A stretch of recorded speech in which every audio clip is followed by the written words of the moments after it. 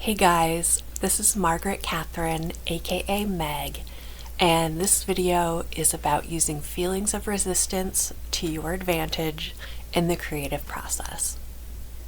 There's also a creative prompt that can be used for any art form. When creating work, it feels awesome to have a flash of an idea and then execute it. But that is not going to be the case all the time.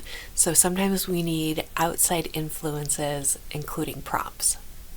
So the prompt is about a dream I had a few years ago. I had coral growing out of the sides of my arms, and I could break off pieces of the coral, and then to get rid of it entirely I had to really exfoliate really hard.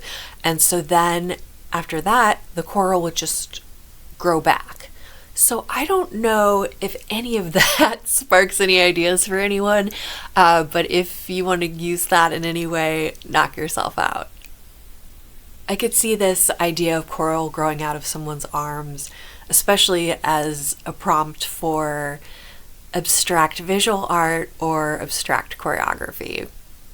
So even if you hate a prompt, you can still use it. For example, you could create choreography that you think is bad, and you might find something unexpected and new in it. And also eventually you're just going to want to fix your shitty choreography.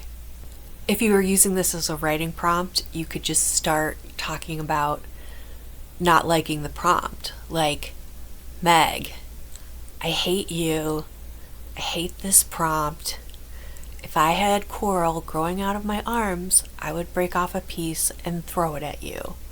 And then something else weird would come out, and that would actually be where the piece was going.